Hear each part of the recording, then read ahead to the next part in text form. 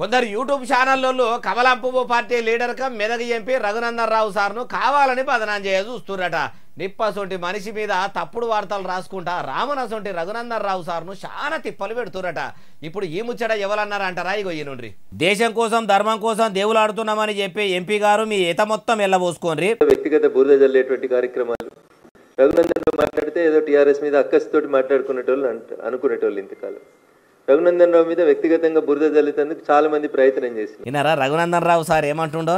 Car party గురించి మాట్లాడితే కావాలని కొందరు పెయిడ్ ఆర్టికల్స్ రాపించుకుంటా ఎంపీ రఘునందన్ రావు సార్ మీద కావాలని తప్పుడు వార్తలు రాపించి సోషల్ మీడియాలో వైరల్ చేయాలని చూస్తుర్రని అనుకొచ్చిండు.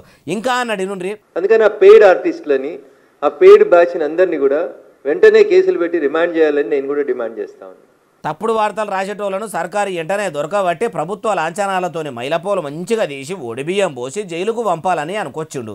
అయ్యా రఘునందన్ రావు సారు, నిప్పులేంది పొగ పుట్టది, నిప్పుకు చెదలు పట్టది అన్నది ఎంత సత్యమో దేశం కోసం ధర్మం కోసం దేవులాడే మీకు తెలియంది కాదు. ఒకవేళ మీరు తప్పు చేయకుంటే మీకెందుకు సారు బుగులు? ఎన్నటికైనా తప్పు తప్పే అవుతుంది. ఎవరన్నా ఎదుగుతుంటే ఓర్వలేని బస్టు మనుషులే ఈ దునియాలో ఎక్కువ మంది ఉంటారు. అంత పెద్ద ఎంపీ కుర్చీలో కూర్చున్న మీరంటే కూడా ఓర్వలేనోళ్ళే మీ మీద తప్పుడు కథనాలు రాయిస్తే వాళ్ళ పాప వాళ్ళే పోతారు. ఒకవేళ అవి నిజమైతే మాత్రము తమరికి కూడా పాపం తలిగి అంతకంతగా అనుభవిస్తారు.